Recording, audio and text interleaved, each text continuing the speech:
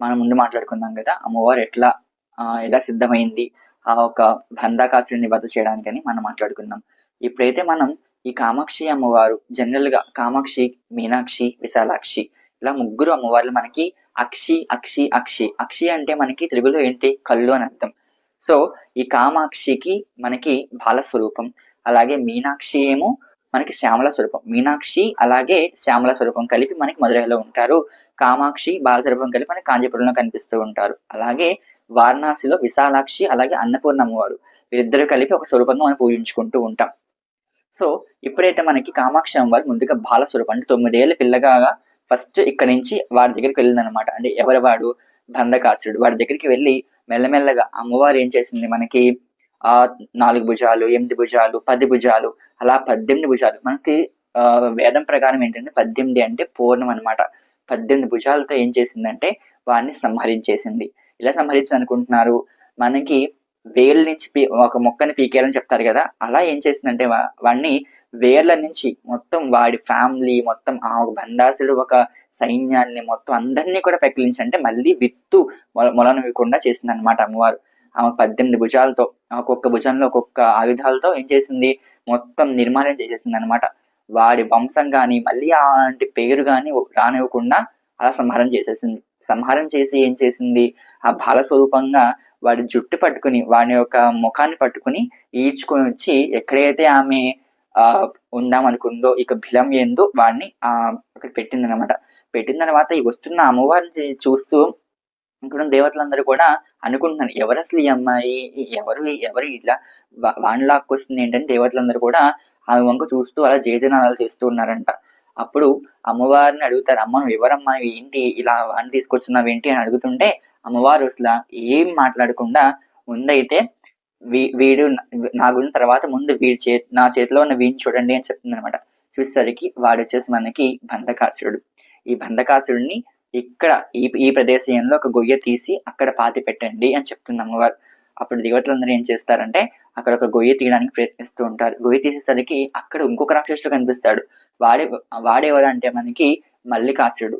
ఈ మల్లికాసురుడు వాడు కూడా ఒక రాక్షసుడు అనమాట. వాడేం చేస్తాడు దేవతల మీదకి వెళ్ళిపోతాడు. వాడు బయటకు రాగానే తక్కువ దేవతల మీద వెళ్ళిపోతారు. దేవతలందరూ కూడా ఎప్పుడైనా వాళ్ళకి ఆపద సమయంలో తలుచుకునేది శ్రీమన్నారాయణుడి. కేశవ నారాయణ కాపాడు కాపాడు అంటే మనకి విష్ణుమూర్తి వస్తాడు అనమాట. విష్ణుమూర్తి వచ్చి ఆ ఒక మల్లికాసురుడిని సంహారం చేస్తాడు. ఒక ఏకధాటిగా ఒక చక్రంతో సంహారం చేస్తాడు అనమాట. ఆ ఒక మల్లికాసురుడిని. మల్లికాసురుడి రక్తం అంతా కూడా అక్కడ ఆ ఒక ప్రదేశం అంతా కూడా పడిపోతుంది. పడిపోయిన రక్తం నుంచి మళ్ళీ వాడికి ఇంకొక మల్లికాసురుడు పుడుతూ ఉంటాడు. మనకి ఈ యొక్క ఘట్టం అనేది మనకి రక్తబీజుడి దగ్గర చూస్తూ ఉంటాం కదా! కలియుగ సంహారం చేసినప్పుడు రక్తబీజుడి యొక్క రక్తం పడేసరికి అక్కడ మళ్ళీ ఇంకో రక్తబీజుడు పుట్టుకొస్తూ ఉంటాడు. అలాగా మనకి ఒక మల్లికాసురుడు పుట్టుకొస్తూ ఉన్నాడంట. పరమేశ్వరుడిని తలుచుకున్నాడు శ్రీమన్నారాయణుడు.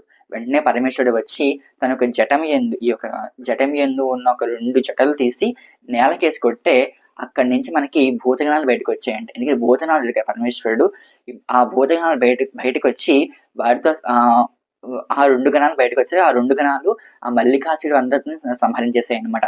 మొత్తం రక్తమంతాగా ఇవి తాగేసాయన్నమాట. తాగేసిన ఈ యొక్క భూతగణాలు ఆ ఒక్క ఏంటి మల్లికాసురుడు అంటే ఎవరు? రాక్షసుడు కదా!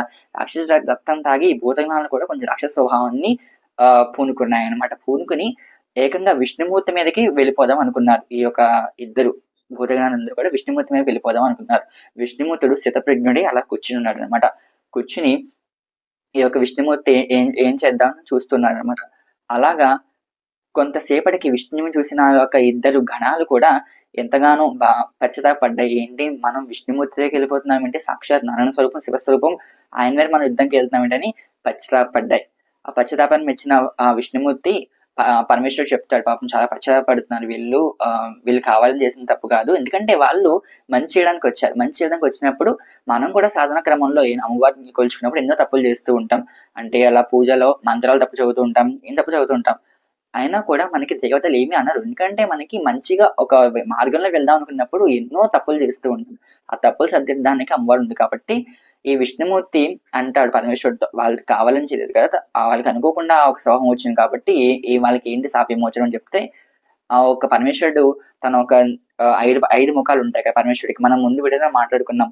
పరమేశ్వరుడు 5 ముఖాలు సత్యోజాత, అఘోర, వామదేవ 5 ముఖాలు మనం మాట్లాడుకున్నాం ముందు వీడియోలో. ఆ లింక్ డిస్క్రిప్షన్‌లో చూడండి ఒకసారి. ఆ పరమేశ్వరుడి గుడిలో ఎలా చేయాలని లింక్ డిస్క్రిప్షన్‌లో ఇస్తాను చూడండి ఒకసారి. అప్పుడు అందులో మనం మాట్లాడుకున్నాం కదా! 5 ముఖాలకి 5 గంగలున్నాయి కదా! 5 గంగలు కూడా ఒకేసారి ఆ నీళ్ళని వదిలాడు బయటికి. అక్కడ ఒక చిన్న తటాకంగా ఏర్పాటు చేశారనమాట పరమేశ్వరుడు. కాంచీపురం క్షేత్రంలో ఇప్పటికీ ఆ తటాకం ఉంది. దాని పేరు పంచగంగ అని మనం పిలుస్తూ ఉంటాం కదా! సో, అలా పంచగంగ నిర్మించాడు పరమేశ్వరుడు. ఆ పంచగంగలో ఈ 2 భూతగణాలెళ్లి అందులో ములిగేసరికి వాళ్ళ పాప పరితాపమయ్యి చక్కగా అందరూ అక్కడంతా హ్యాపీగున్నారు. ఆ తర్వాత ఏం చేశారు? ఈ యొక్క బంధకాసురుడిని పూజ చేయడానికి ఒక కొయ్య తీసి వాడిని అందులో పూజ చేసి దాని మీద అమ్మవారు ఏం చేసిందంటే విజయ స్తంభం కట్టమంది. అక్కడ మనం దాన్ని ధ్వజస్తంభం అని పిలుస్తూ ఉంటాం దేవాలయాల్లో. కానీ దాన్ని ధ్వజస్తంభం కాదు. కాంచీపురం క్షేత్రంలో అది విజయస్తంభం. విజయస్తంభం అంటే వాడు రాక్షసుడు ఆ స్తంభం కింద ఉన్నాడనమాట. మనం ఎప్పుడైనా కాంచీపురం వెళ్తే ఆ స్తంభం కింద ఉంటే మనకి దృశ్యాలన్నీ గుర్తుకు రావాలండి. నిజంగా ఇక్కడ అమ్మవారు ఉంది. ఇక్కడ దేవతలందరూ కలిసి ఒక స్తంభాన్ని నిర్మించారు. ఇవన్నీ కూడా మనకు గుర్తుకొస్తే మన యాత్ర పరిపూర్ణం అవుతుంది. సో, ఇలా అయితే మనం ఆ ఒక పంచగంగ గురించి మనం మాట్లాడుకున్నాం. అలాగే విజయ స్తంభం గురించి మాట్లాడుకుందాం ఈ వీడియోలో. నెక్స్ట్ వచ్చే వీడియోలో అసలు అమ్మవారు బిలాకాని ఇలా అసలు బిలం అంటున్నాం. అసలు బిలం అంటే ఏంటి? అని నెక్స్ట్ వీడియోలో మాట్లాడుకుందాం. సరేనా? అయితే ఇంతతో ఈ వీడియోకి సెలవు చెప్పేస్తున్నాను. కథ కంచికి మనం ఇంటికి. ఇలాంటి వీడియోస్ మీకు కావాలంటే ఖచ్చితంగా ఛానెల్ సబ్స్క్రైబ్ చేసి, లైక్ చేసి, షేర్ కూడా చేసేయండి. ఎందుకంటే ఇలాంటి ఇన్ఫర్మేషన్ ఎక్కడ దొరకదు మీకు. ఓన్లీ ఇన్ ద నేను మీ కార్తీక్. నమస్తే. జై